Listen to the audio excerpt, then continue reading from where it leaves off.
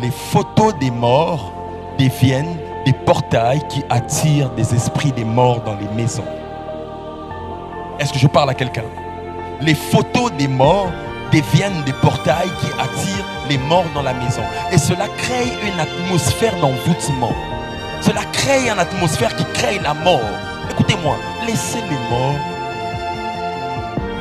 Merci. Ça veut dire que quand les morts sont morts, à un moment donné après le deuil, il faut arriver à mettre de côté et continuer sa vie. J'aimerais dire à quelqu'un, c'est vrai que tu as beaucoup aimé ton père. C'est vrai que tu as beaucoup aimé ta mère. Mais quelque chose s'est fait lorsque tu gardes cette image-là. Le diable peut se servir de cette image-là afin de commencer à détruire ta vie. Ceux qui s'attachent aux morts perdent la vie.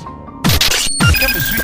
Roi, chapitre 4, du 38e verset au 41e. Je vais lire Juge, chapitre 18, du 14e verset au 31e. Pour ceux qui me connaissent, vous savez que j'aime les longues lectures parce que j'aime faire des voyages au cœur des Écritures.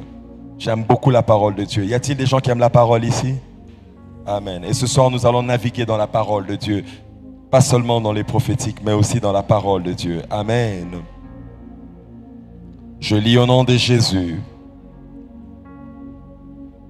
Juge, chapitre 18, le verset 14, la Bible dit: alors les 5 hommes qui étaient allés pour explorer les pays de l'Aïs prirent la parole et dirent à leurs frères: savez-vous qu'il y a dans ces maisons-là un éphod, des téraphim, une image taillée et une image enfante? Un éphod, des téraphim, une image taillée, une image enfante. Voyez maintenant ce que vous avez à faire. Ils s'approchèrent de là, entrèrent dans la maison du jeune Lévite, dans la maison de Mika, et lui demandèrent comment il s'est porté. Les 600 hommes d'entre les fils de Dan, munis de leurs armes de guerre, se tenaient à l'entrée de la porte. Et les 5 hommes qui étaient allés pour explorer le pays montèrent et entrèrent dans la maison. Ils prirent l'image taillée, l'éphod, les téraphim et l'image enfante, pendant que le prêtre était à l'entrée de la porte avec les 600 hommes munis de leurs armes de guerre. Lorsqu'ils furent entrés dans la maison de Mika et qu'ils eurent pris l'image taillée, je sens Dieu, je viens de sentir Dieu dans la salle. Ils lui répondirent: tais-toi, mets ta main sur ta bouche et viens avec nous. Tu nous serviras des pères et des prêtres. Vaut-il mieux que tu serves des prêtres à la maison d'un seul homme ou que tu serves des prêtres à une tribu et à une famille en Israël? Le prêtre éprouva de la joie dans son cœur. Il prit l'éphod, les téraphim et l'image taillée et se joignit à la troupe. Et ils se mirent en route et partirent en plaçant devant eux les enfants, les bétails et les bagages.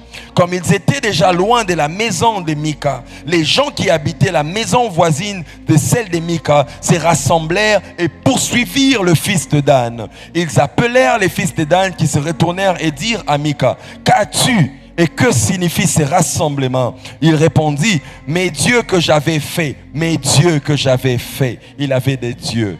Mes dieux que j'avais fait, vous les avez enlevés.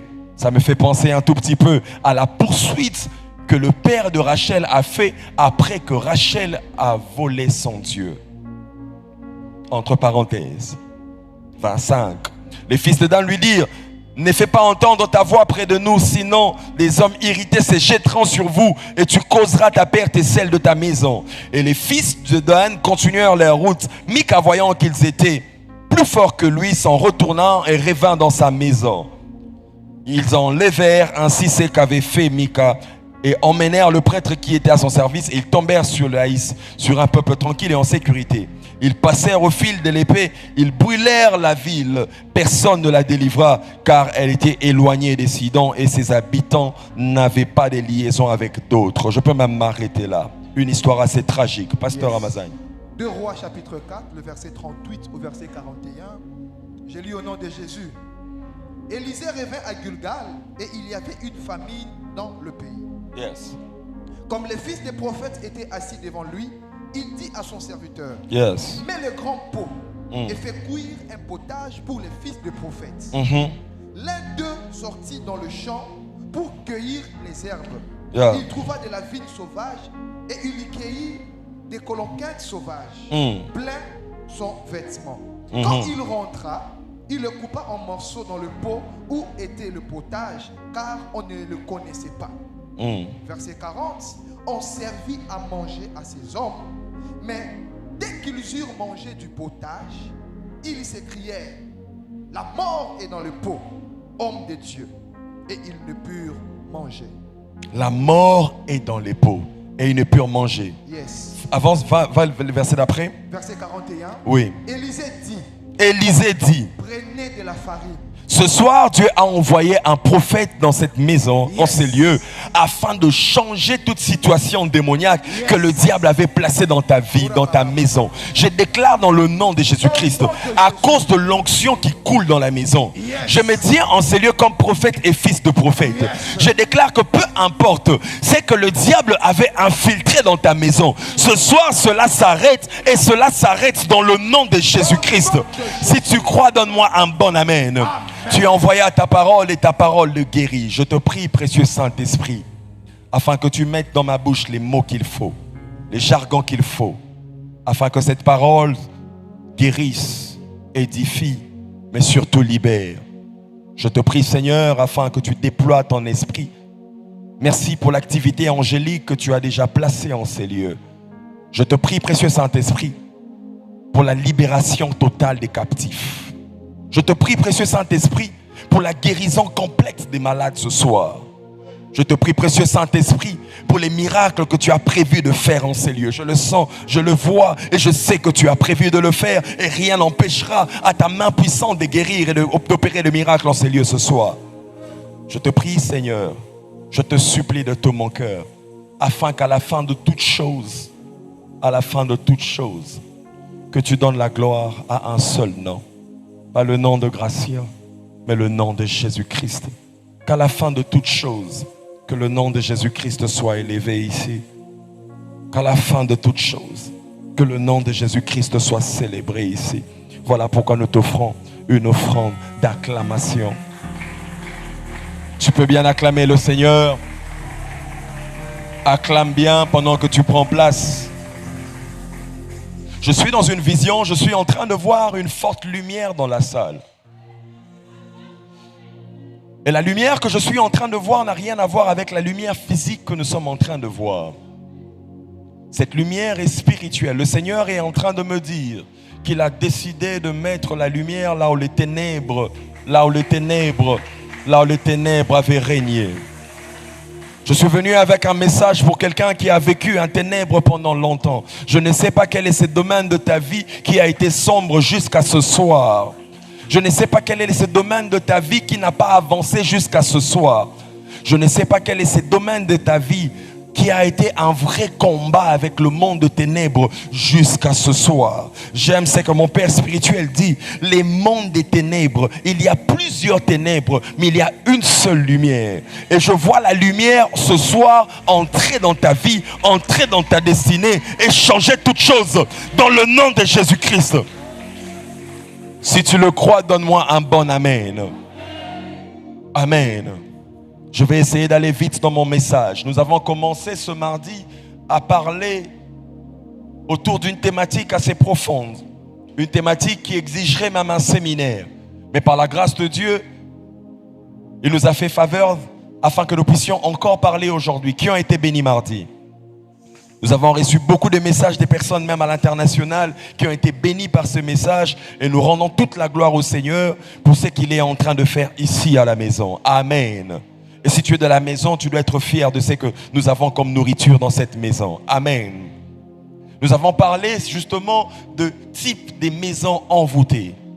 Nous sommes en train de parler des types des maisons envoûtées. Et avec une approche assez pédagogique, le mardi, nous avons planté les décors, où nous avons expliqué les types des maisons envoûtées. Nous avons essayé d'expliquer ce qui se passe lorsqu'une maison est envoûtée. Nous avons expliqué certaines sources. Mais ce soir, nous irons un peu plus en profondeur. Je disais ce soir, nous irons un peu plus en profondeur. Ce soir, je nous emmène à un sous-thème qui paraîtra être simple, mais un sous-thème que je te prierai de pouvoir garder à ton esprit. Si tu as un notebook, prends soin d'écrire ce que tu vas apprendre ce soir, parce que ces messages vont t'aider pour les prochaines années de ta vie. Ce soir, nous allons enseigner, ce soir, nous allons parler autour d'un sous-thème que j'ai dénommé diagnostic spirituel de nos maisons. Répète après moi, diagnostic. Je ne t'entends pas. Si ton voisin est très sérieux, toi parle comme quelqu'un qui est tout seul dans une salle où il est autorisé à crier. Dis avec moi diagnostic. Diagnostic Spirituel de nos maisons. Pourquoi je parle de diagnostic? Vous savez, lorsque vous êtes malade et que vous allez voir un médecin à l'hôpital, d'accord? Lorsque vous allez voir un médecin pour un cas qui est assez précis, l'une des choses que le médecin fait avant de vous prescrire un médicament, il établit un diagnostic. Il prend le temps de vous consulter. Il prend le temps de diagnostiquer ce par quoi vous êtes en train de passer afin de vous donner un traitement adéquat, un traitement qui ne sera pas superficiel. Quelqu'un me suit? Quelqu'un me suit? Parce que si le médecin se limite seulement à vous dire, lorsque vous lui dites que j'ai des maux de tête, à vous dire de prendre l'aspirine, peut-être qu'il vous induira en erreur parce que tout mot de tête fait mal à la tête mais n'est pas forcément causé par les mêmes choses. Je ne suis pas du domaine médical, alors je parle sous beaucoup de réserves. Les médecins vous diront que le mot de tête est juste l'un des symptômes, ou soit encore la fièvre est juste l'un des symptômes d'une maladie qui peut être plus profonde que ce que vous savez. Quelqu'un me suit? Alors c'est la même chose, c'est la même logique dans le monde spirituel aussi. Sans bon diagnostic de ce par quoi vous êtes en train de passer, il sera probable que nous puissions vous donner une cure qui ne sera pas adéquate et qui ne vous permettra pas d'arriver à avoir une solution permanente face au problème. Et je suis convaincu que le message de ce soir sera une cure adéquate. Je suis convaincu que la prédication de ce soir sera un médicament qui vous permettra d'avoir une victoire totale et complète face à tout ce qui vous nuisait dans vos maisons. Tu viens de rater là où il fallait dire Amen. Tu me connais, moi j'aime prêcher avec toi. Alors ne me prive pas de ton Amen. Amen. Alors pour commencer, j'aimerais ici, à titre de rappel, nous rappeler un peu le fondamental autour du concept de la maison. J'ai envie de poser une question. Qui vit dans une maison ici? Oh, nous tous. Waouh, c'est un miracle. Il y a une époque où les gens vivaient dans la forêt. Il y a une époque où les gens vivaient sous des arbres. Mais je bénis Dieu parce qu'à la porte des cieux, nous avons tous la grâce de vivre dans une maison. Est-ce que tu peux seulement bénir Dieu pour cela? Non, peut-être que tu ne réalises pas la grâce que tu as de vivre dans une maison. Il faut avoir vécu à l'étranger, hors du pays, pour voir des personnes vivre sous des ponts. Même ici, on a des... N'est-ce pas? Même ici, on a des personnes qui n'ont pas de maison. C'est une grâce d'avoir une maison. Amen.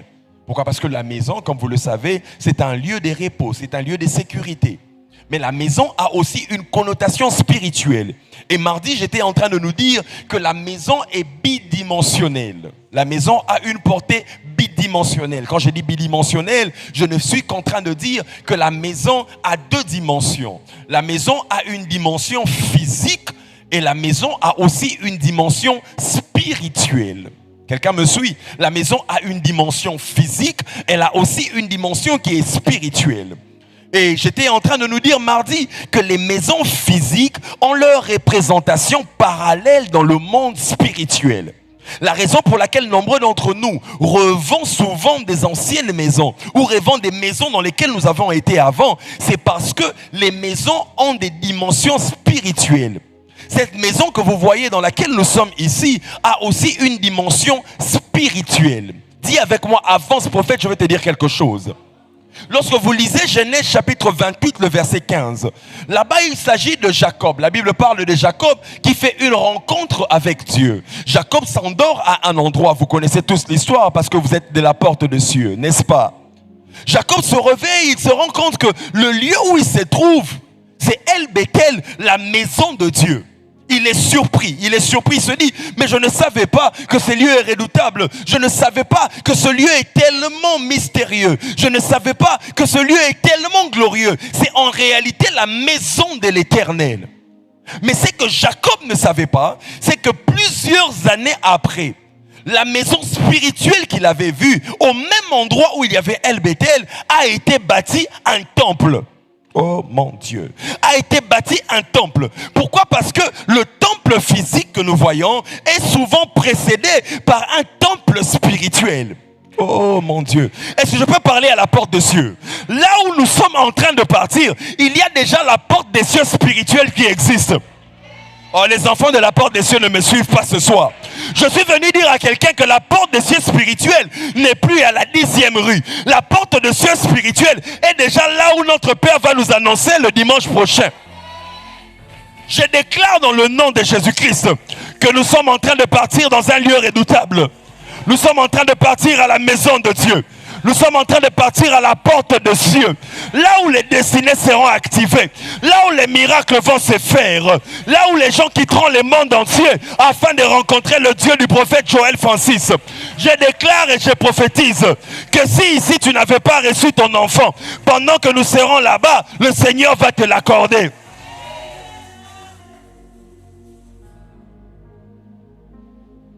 Alors, si la maison de Dieu a une connotation spirituelle, comprenez avec moi que même les maisons dans lesquelles vous habitez aussi ont des connotations spirituelles. Mais la question que j'ai pour vous encore ce soir, qui règne dans votre maison? Il est possible d'être propriétaire sur papier d'une maison, mais être esclave spirituel d'une maison que vous-même vous avez achetée si vous ne contrôlez pas la terre qui vous environne. Il est possible d'être locataire dans une maison où vous payez régulièrement votre loyer, mais être esclave de votre bailleur. Il y a de ces personnes qui, leur malheur ont commencé le jour où ils sont entrés dans une parcelle. Tout allait bien dans sa vie. Il avait un petit travail qui lui permettait de pouvoir vivre. Mais à peine il entre dans cette parcelle, il n'a pas tenu compte que cette parcelle avait un propriétaire spirituel. Et toute sa vie a commencé à se crouler. Je déclare dans le nom de Jésus-Christ. Ce soir, toi, tu reprends contrôle de ta maison. Je disais, même si tu n'as pas acheté cette parcelle, puisque tu es enfant de Dieu, ce soir, tu reprends contrôle de ta maison dans le nom de Jésus. Donne-moi un bon amen. Alors, peuple de Dieu, ce soir, parce que nous sommes en train de parler des diagnostics, j'aimerais que nous puissions réaliser ceci. Il y a des maisons où rien ne paraît anormal. Tout se passe normalement. Mais le diable opère de manière silencieuse et détruit. Quelqu'un me suit? Il y a ces maisons où vous avez l'impression que tout se passe bien. Mais de manière subtile, le diable opère afin de détruire. Je me rappelle d'une prédication de mon père spirituel où il nous a enseigné ici sur le cheval des Troies. Je ne sais pas si les gens vont se rappeler de cela. Il nous a dit, le cheval des Troies, aussi dans le monde informatique, comme vous le connaissez, dans la vie spirituelle, opère comme ces esprits qui vivent avec vous, qui cohabitent avec vous dans une maison. Rien d'anormal. Vous ne soupçonnez rien d'anormal. Mais le jour où vous allez vous rendre compte que cet esprit s'était déjà infiltré dans votre maison, c'est quand il y aura un grand chaos. Et dans nos maisons aussi, il y a des esprits qui s'infiltrent. Il y a des esprits qui viennent habiter, qui ne vous montrent pas comment ils sont en train d'opérer. Mais ils opèrent dans un grand silence au point où vous êtes aveuglé. Et pour arriver à les comprendre, vous devez être un homme spirituel qui est capable de faire un diagnostic spirituel pour comprendre les actions de l'ennemi dans votre maison. Et l'enseignement de ce soir a pour objectif de t'emmener à faire un diagnostic spirituel pour que tu comprennes les esprits qui opèrent dans ta maison et que tu puisses avoir la victoire. Est-ce que je peux commencer mon message? Alors vous allez comprendre avec moi qu'aujourd'hui les problèmes ne sont pas seulement les maisons envoûtées, mais les problèmes c'est les maisons envoûtées où on manque de discernement pour comprendre le type d'envoûtement qui opère. Et quand vous lisez votre Bible dans 1 Corinthiens 12, le chapitre 10, vous allez comprendre là-bas que c'est que Paul est en train de nous dire, nous recevons aussi l'esprit du discernement. Et l'une des raisons pour laquelle Dieu nous donne l'esprit du discernement, ce n'est pas seulement pour que nous puissions discerner les personnes à côté de nous. C'est pour que nous puissions être en mesure aussi de discerner le mouvement de l'ennemi dans nos propres maisons. Je prie Dieu afin qu'il t'accorde l'esprit du discernement ce soir. Amen. J'ai lu une longue histoire dans les livres de Juges. Je t'épargne de beaucoup de détails, mais je tiens à te relater un peu l'histoire. L'histoire ici, il s'agit d'un homme qui s'appelle Mika. Et cette histoire est en train de se passer dans un temps où Israël est vraiment à son plus grand bas. Il y a plusieurs guerres, il y a plusieurs divinités qui sont élevées, adorées, et les gens font n'importe quoi. Les gens prononcent les noms de Dieu, mais dans leur maison font certains rituels. Et ici, lorsque vous lisez cette histoire, dans les livres de Juges, chapitre 17, le verset 13, un chapitre avant, vous allez voir que après que cet homme qui s'appelle Mika rassemble certaines choses dans sa maison, il dit, je sais que l'Éternel me bénira. Cela m'a emmené à comprendre une chose, pasteur Jonathan. Ce n'est pas toutes les maisons dans lesquelles nous disons le nom de Dieu qu'il y a forcément Dieu. Parce qu'il y a des maisons où nous mentionnons le nom de Dieu, mais que les objets à l'intérieur n'honorent en rien Dieu et deviennent des portails spirituels qui permettent à ce que les envoûtements puissent se dérouler dans les maisons. Est-ce que je parle à quelqu'un? J'aime ton calme parce que tu suis bien. Et vous allez lire avec moi ce texte que nous avons lu dans Juges chapitre 18. Vous allez comprendre que cet homme avait des objets dans sa maison. On a parlé de l'éphod, on a parlé des images de pierres taillées. Alors que vous savez tous qu'à un moment donné dans la Bible, Dieu avait formellement interdit qu'il y ait des images taillées. Mais cet homme avait des images taillées, il avait ses dieux dans la maison. Il avait ses dieux dans la maison, mais il disait quand même que Dieu le bénira. Il avait ses dieux dans la maison, mais il prononçait quand même le nom de Dieu. Aujourd'hui, nous sommes en train de vivre les mêmes choses. Il y a des gens qui viennent à l'église. Il y a des gens qui disent Dieu, mais ils ont encore des choses qu'on leur a données dans les villages pour la protection.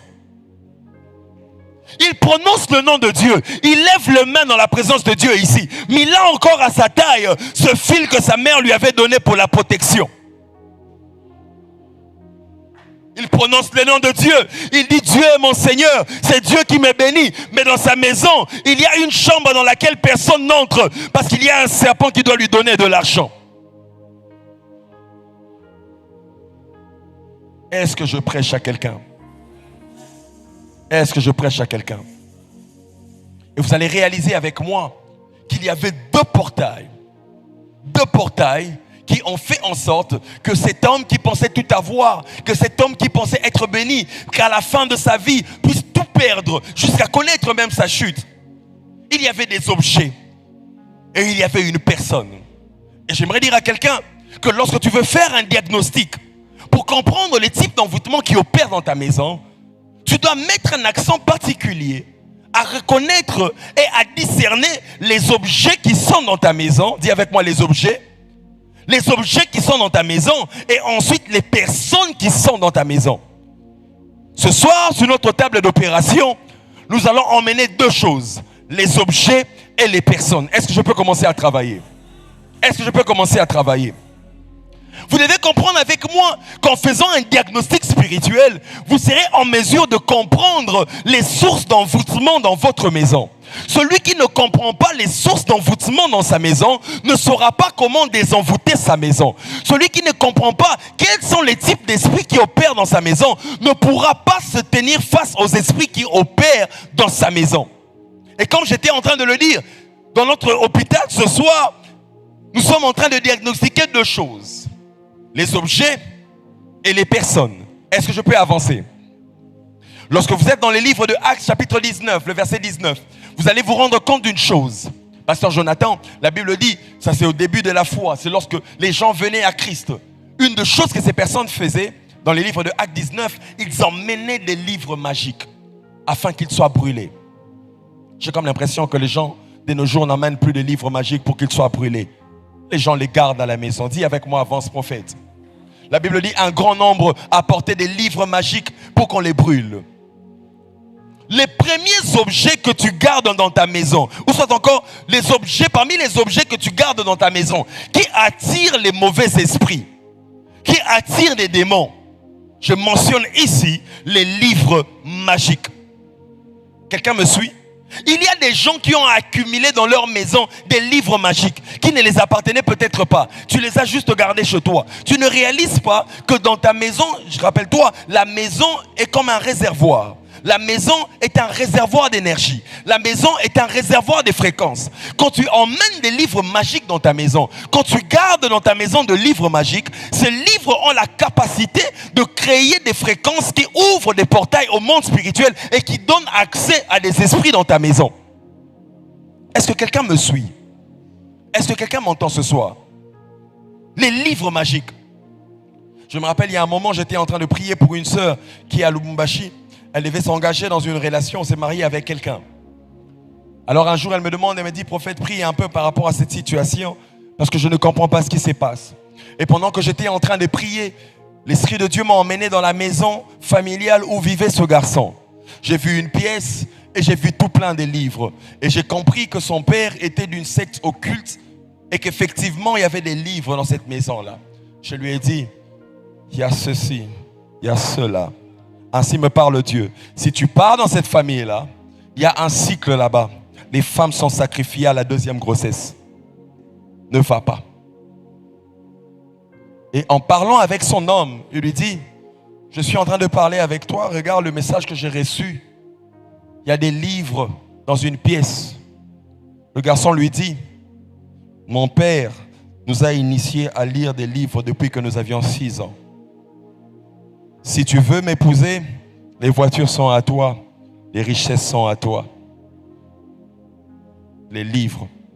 Et toutes les fois où ces livres étaient invoqués, des personnes spirituelles entraient. Frère, nous vivons dans des maisons, nous passons sur des routes où il y a des maisons qui sont remplies de réalités que vous ne savez pas. Quand j'ai vu cela, j'ai arrêté de convoiter. Parce que j'ai vraiment compris que tout ce qui brille n'est pas de l'or. Quelqu'un me suit?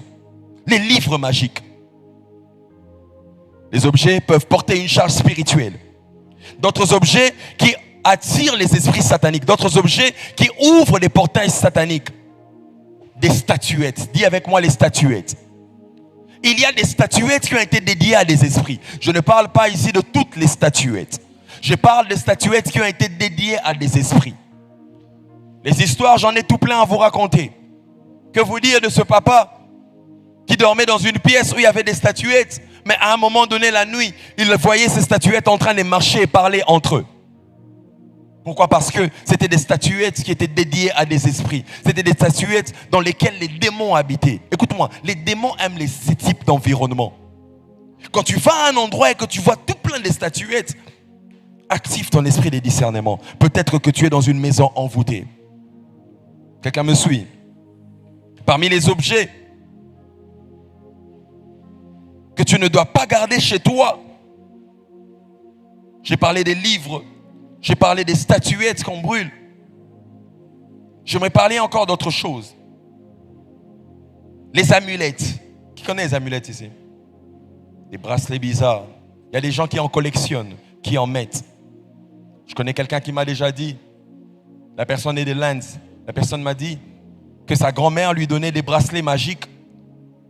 À chaque fois qu'elle devait avoir un rendez-vous, elle devait choisir un. Mais c'est qu'elle ne comprenait pas que c'était devenu des portails qui attiraient des esprits. Nous sommes en train de parler des envoûtements des maisons et nous sommes en train de faire des diagnostics ce soir. Ça veut dire que toutes les fois où tu fais face à ce genre de choses, tu dois aiguiser ton esprit de discernement pour comprendre ce qui se passe. Est-ce que je parle à quelqu'un? Et généralement, lorsque vous êtes face à une maison qui est envoûtée, une maison où ces choses sont remplies, vous verrez des signes comme ceci. Des choses qui s'abîment anormalement. Quelqu'un me suit? Il y a un niveau où les choses s'abîment à cause de l'usure. Ça veut dire que l'amortissement est passé, ça s'abîme. Mais il y a aussi un type d'esprit qui, quand ils commencent à opérer dans la maison, ils viennent pour commencer à tout abîmer. Aujourd'hui, c'est le congélateur qui est en panne. Demain, c'est le groupe électrogène qui brûle bizarrement. Après, demain, c'est la télévision. Quand tu te rends compte que dans ta maison, il y a un cycle des appareils qui commencent à s'abîmer rapidement, fais très attention, vérifie très rapidement. Peut-être que tu es déjà sous un envoûtement qui est en train d'opérer dans la maison. Est-ce que quelqu'un m'entend? Est-ce que quelqu'un m'entend? Dans AG 1.6, j'aimerais le lire pour toi. âgés. J'aime trop la parole de Dieu. Permets-moi de les lire pour toi. Est-ce qu'on est ensemble? Est-ce que je prêche à quelqu'un? Vous aimez beaucoup et vous recueillez peu. Vous mangez peu, vous mangez et vous n'êtes pas rassasiés. Ça, c'est les esprits. Vous buvez et vous n'êtes pas désaltérés. Vous êtes vêtus et vous n'avez pas chaud. Le salaire de celui qui est à gage tombe dans un sac percé. Un autre signe qui prouve que la puissance de l'envoûtement opère dans ta maison, c'est le fait de perdre toutes choses dans votre maison. Vous perdez bizarrement les choses. Quelqu'un me suit? Généralement, quand ces esprits commencent à opérer, nous sommes en train de diagnostiquer. Tu te rends compte que dans ta maison, vous perdez bizarrement des choses. Et même les habits, vous les perdez. Vous les perdez juste comme ça. Je me rappelle une fois, on a fait une délivrance à une sœur. Et cette sœur ne pouvait pas expliquer, peu importe ce qu'elle fait, comment elle perdait ses sous-vêtements. Quelqu'un me suit? Quand tu réalises que dans ta maison, il y a des pertes qui se font spirituellement, tu dois comprendre avec moi qu'il y a un esprit qui commence à voler des choses dans ta vie. Et cette sœur ne pouvait pas se marier. Cette sœur ne pouvait pas concevoir. Cette sœur elle pouvait juste pas avancer dans sa vie. Même quand elle s'est mariée, rien ne pouvait marcher. Et dans la séance de délivrance, on réalise qu'elle était dans une maison où le diable passait par des statuettes qui étaient là pour voler des choses. Je parle ici dans une dimension spirituelle. Est-ce que je parle à quelqu'un ce soir? Quand le voleur devient invisible, c'est que le voleur est spirituel.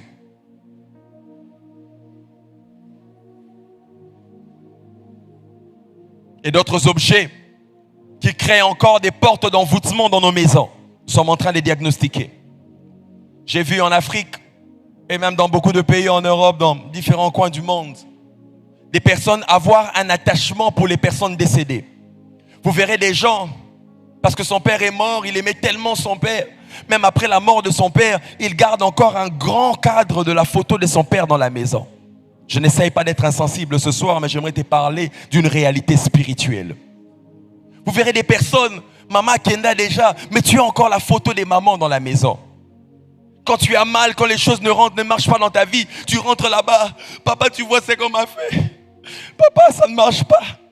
Quand ça ne marche pas, tu vas encore voir cette photo des mamans. Maman, regarde ce qu'on est en train de me faire ici.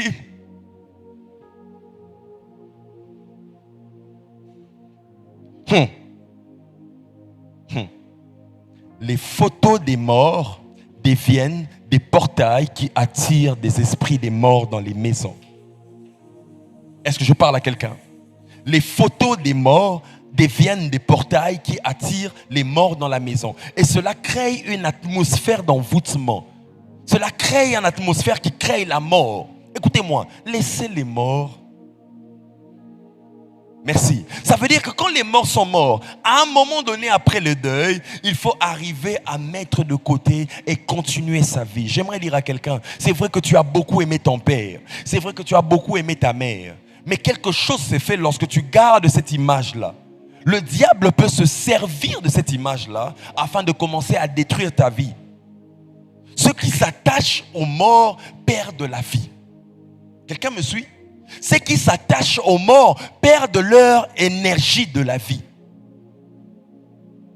Et il y a beaucoup de gens comme ça qui gardent les choses liées aux morts dans leur maison.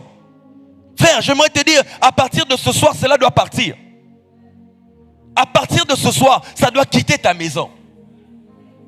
Et pire encore, il y a dans certaines cultures où des gens gardent la cendre des personnes qui sont mortes. Quelqu'un me racontait une histoire qui se passe dans les Kasaï. Il me disait, il est entré dans une chambre, dans la chambre de son oncle, d'un de ses parents. Il s'est rendu compte que dans un bocal, il y avait une poudre blanche. Et ses oncles venaient à tout moment autour de cette poudre pour faire des invocations. Je vous avais parlé des maisons où on fait des rituels, n'est-ce pas? Des maisons, on fait des maisons qui sont des maisons temples, mardi. Et toutes les fois on faisait ces envoûtements, rien n'est marché dans la vie de tout le monde. Et il a posé la question à savoir, mais c'est quoi cette poudre? C'est comme ça qu'on lui révélera que dans leur lignée, quand les gens meurent, après un moment donné, ils vont pour déterrer, pour prendre une partie des eaux qu'ils vont brûler. Et cette poudre qu'ils recueillent, ils gardent pour faire des rituels avec. Quand vous vivez dans une maison comme celle-là, votre vie ne peut pas avancer. Quelqu'un me suit? Est-ce que quelqu'un me suit ce soir? La cendre. Deutéronome 18, verset 11. Vous pourrez les lire à la maison. Ouf, l'été est en train de filer. Est-ce que je prêche à quelqu'un? On doit prier. Et ici, je suis en train de vous mentionner les objets pour que vous puissiez comprendre avec moi que Mika était d'abord un enfant de Dieu. Mais à un moment donné dans sa vie, il a laissé accès, il a donné accès à des objets qui ont créé une diversion et qui ont emmené des envoûtements, qui l'ont emmené à la perte de tout ce qu'il avait. Mais regardez avec moi l'histoire de Mika, vous comprendrez que Mika n'avait pas que des objets. Mika avait aussi une personne. Dis avec moi les personnes. Dis avec moi les personnes. Frère, quand tu deviens un homme spirituel, tu réalises que ta maison c'est ton sanctuaire. Et que dans ta maison, tu ne peux pas donner malheureusement accès à tout le monde. Quelqu'un me suit? Quelqu'un me suit? Il y a de ces personnes qui, à cause des énergies qu'ils portent, une fois qu'ils entrent dans votre maison, ils inaugurent une saison de sécheresse. Tout allait bien dans ta maison. Mais à peine cette personne a commencé à visiter ta maison, tout a commencé à se perdre. Les marchés ont commencé à partir. Comprends avec moi que tu as fait entrer dans ta maison un élément du diable. Et ce qui est touchant dans cette histoire, c'est qu'il y a des personnes qui sont des éléments du diable inconscients. Il ne sait même pas que lui-même porte des charges spirituelles qui empêchent à ce qu'il puisse avancer. Amen. Il y a des personnes qui sont vraiment comme de Jonas dans les vies de certaines personnes. Il vient dans ta vie, il connaît toute la poisse qu'il a, mais il entre quand même afin de pouvoir te faire tomber. Les personnes. Que Dieu t'accorde un discernement qui te permettra d'identifier toutes les personnes qui entrent dans ta maison. Quelqu'un me suit? Je parle des personnes ici. Et parmi les signes qui se passent lorsque tu reçois ces mauvaises personnes dans ta vie, tu verras qu'un climat d'insultes s'élance. Lorsque tu vois que dans ta maison, il y a un grand climat d'insultes qui s'est lancé, des paroles toxiques qui se sont lancées, comprends avec moi qu'une personne malveillante était passée par là, même de manière subtile. Écoutez-moi, vous devez très faire attention. Est-ce que j'aimerais parler aux parents ici? Est-ce qu'il y a des parents ici? Faites très attention aux paroles qui sont prononcées sur les enfants dans les maisons. Je connais un frère. Jesus Christ. Lord, I love your spirit. Amen. Amen. Je connais une famille où il y avait un garçon avec qui on grandissait à l'époque. Tous les jours, sa tante qui habitait dans la maison l'insultait Kizengi. Comment on dit Kizengi en français? Bête. Qu'il n'ait, whatever he does, peu importe ce qu'il fait, cette tante l'appelait bête. L'enfant grandissait bien. L'enfant allait à l'école. Il était bien. Mais je ne sais pas comment vous expliquer. À un moment donné dans la vie de notre ami là, il a commencé à baver. Pourquoi? Parce qu'il était dans un environnement toxique où des paroles étaient libérées par quelqu'un d'occulte qui a détruit sa destinée. Qui parle à tes enfants quand tu n'es pas là? Quelles sont les paroles que tu prononces sur tes enfants? Quelles sont les paroles que tu prononces en tant que couple? Quand vous vous disputez, quelles sont les paroles que vous prononcez? Chacun. Quelqu'un me suit. Quelqu'un me suit. Je connais une femme qui m'a dit, elle s'est retrouvée dans la prostitution. Parce que toutes les fois quand elle grandissait, sa mère l'insultait prostituée. Elle n'avait que 10 ans. Elle ne connaissait même pas encore les hommes. Mais sa mère l'appelait prostituée. Prostituée. Et sans le vouloir, une puissance satanique est entrée. Et l'a emmené à ces choses. Je parle ici de pouvoir de l'envoûtement. Lorsque vous êtes dans une maison et que vous constatez que les insultes commencent à monter, faites attention. Il y a un démon qui est déjà en train de lancer une sémence. Amen. Amen. Est-ce que vous m'entendez? Et nous sommes en train de vivre dans une génération, pasteur Ramazani, où On a tellement simplifié les insultes. On passe des heures. Tu n'insultes pas de toi-même, mais les insultes viennent vers toi par TikTok. Tu as ces personnes immorales qui vont commencer à insulter du matin au soir sur TikTok. Et toi, tu es là en train de rire. Ah, regarde comment elle est en train d'insulter tel. Regarde comment elle est en train d'insulter tel. Tu ne réalises pas que par ces insultes-là, il y a une atmosphère satanique qui est en train de se libérer afin de polluer ta maison. Le diable n'est pas bête, cher ami. Je disais, le diable n'est pas bête. Si ton père ne t'insulte pas, si ta mère ne t'insulte pas, Satan est capable d'emmener les insultes à tes oreilles par TikTok. Sois sélectif avec ce que tu écoutes. Sois sélectif avec ce que tu regardes. Amen. Il y a de ces femmes, je ne sais pas, elles peuvent en 1 minute enchaîner 150 insultes.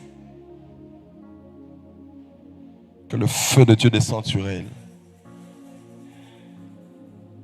Les mauvaises paroles deviennent un hôtel de destruction dans la famille. Et je vais aller très rapidement. Les esprits de contrôle et de manipulation. Vous avez quelqu'un dans la famille qui cherche à tout savoir dans votre maison. Je parle à quelqu'un. Même des choses qui ne le concernent pas, il veut tout savoir. Généralement, c'est que le diable fait. Il place des antennes dans nos maisons. Même quand vous n'avez rien dit. Vous ne comprenez pas, mais cet oncle-là, il sait comment il sait que j'ai signé un contrat. Quelqu'un me suit? Les personnes qui entrent dans votre maison peuvent aussi devenir des antennes sataniques, relayeurs d'informations dans le monde des ténèbres. Alors fais attention à qui tu donnes accès dans ta maison. Quelqu'un me suit? Amen. Amen. Les atmosphères lourdes. Quand tu constates que dans ta maison, l'atmosphère est devenue tellement lourde. Il y a de ces maisons comme ça. Tu entres, il y a une atmosphère tellement lourde que tu n'arrives même pas à prier. Je me rappelle une fois, pasteur Ramazani, nous sommes allés prier dans une maison. Je me rappelle de ce témoignage, je dois vous le dire. Nous sommes allés prier dans cette maison. C'était la famille d'un responsable d'un secteur dans le football de ce pays. Je ne vais pas raconter, je ne vais pas donner plus de détails. Nous sommes allés avec Daddy. On arrive dans la parcelle. Il y avait une atmosphère extrêmement lourde. Daddy entre dans la parcelle. Il dit, il y a une atmosphère lourde ici. Dans cette maison, les gens font des mauvais rêves. Il fait un diagnostic spirituel. Dans cette maison, il y a ça, il y a ça, il y a ça. À partir de maintenant, puisque je suis entré ici, que le ciel s'ouvre. Et quelques temps après, j'ai parlé avec la famille. Ils m'ont dit, depuis que le prophète Joël était entré chez nous, le ciel s'est vraiment ouvert. Il n'y a plus de cauchemars. Écoute-moi, il y a des personnes qui, quand ils viennent, ils emmènent des atmosphères lourdes. Mais ce que j'aime, il y a aussi des sacrificateurs. Des personnes à qui Dieu a donné la lumière, afin d'emmener la lumière là où il y a les ténèbres. Je déclare dans le nom de Jésus-Christ, je me tiens sur la chair de mon Père. Je déclare que la lumière de Dieu arrive chez toi et te libère de toutes ténèbres. T'inquiète pas, je vais finir. Je vais finir. Des fois, tu es là. Tu ressens un poids sans raison.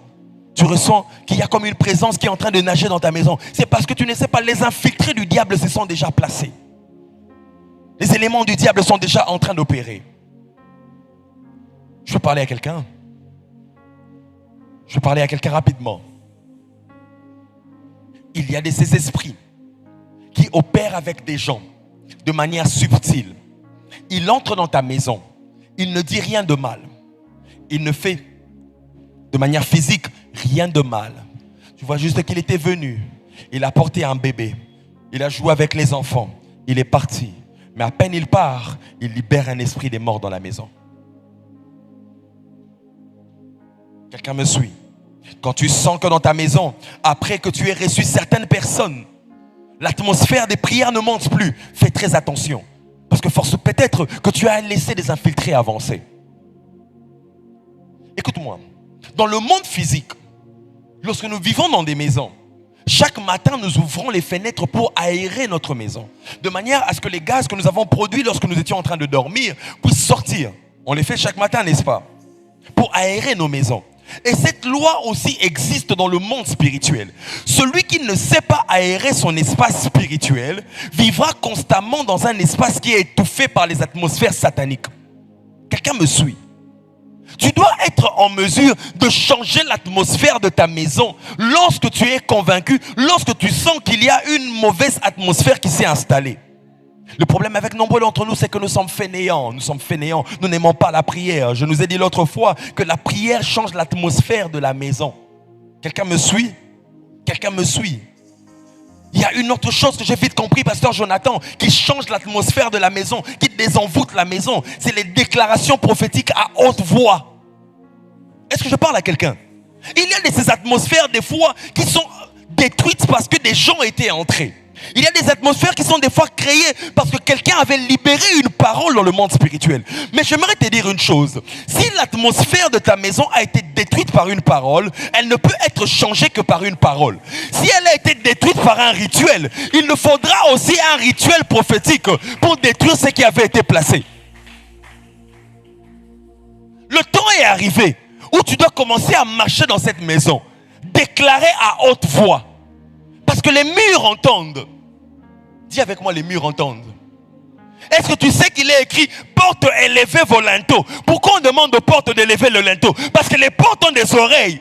Oh malaba, shadabrada kassadeva. Le temps est arrivé où tu dois parler aux portes de ta maison. Que la porte de ma maison s'ouvre, que les millions entrent, que la porte de ma maison s'ouvre, que les dollars puissent entrer, que la porte de ma famille s'ouvre, que le mariage entre, que la porte de ma maison s'ouvre, que le mariage entre. C'est que tu ne déclares pas dans le monde spirituel, tu les subis dans le monde physique. Est-ce que je parle à quelqu'un? Dans la confrontation avec le monde spirituel, dans le processus de désenvoûtement de la maison, la parole prophétique a un rôle capital. La Bible parle d'Élie. On dit les enfants sont en train de pleurer. La mort est entrée dans la maison. Il y a la mort dans les pots. Il fallait que l'homme de Dieu libère une parole, une seule parole, pour que la farine puisse désenvoûter et sanctifier le lieu. Je ne sais pas ce par quoi tu es en train de passer ce soir, mais je me tiens ici comme prophète de Dieu. Je déclare dans le nom de Jésus-Christ, je vais directement dans ta maison, à cet autel que le diable avait placé. Je déclare dans le nom de Jésus-Christ que cet autel est renversé, que cet autel est renversé, que cet autel est renversé. Je prie pour quelqu'un dont le monde des ténèbres est en train d'envoyer des vents de maladie dans sa maison. Je déclare dans le nom de Jésus-Christ que le vent de la maladie est renversé. Le vent de la maladie est renversé. Je suis en train de voir une maison en France pendant que je parle, où le diable a envoyé un vent de maladie. En ce moment, le père de la maison est malade. Les enfants sont malades. Je déclare dans le nom de Jésus-Christ que ce vent de la maladie s'arrête maintenant. Ce vent de la maladie s'arrête maintenant. Écoute-moi. Lorsque ta maison est envoûtée, nous sommes en train de parler des diagnostics. Je vais finir. Nous sommes venus prier. Nous sommes venus pour que nos vies soient libres. Lorsque ta maison est envoûtée, peu importe la distance géographique dans laquelle tu te retrouves, les choses qui ont lié ta vie peuvent avoir des répercussions, même quand tu te retrouves à distance.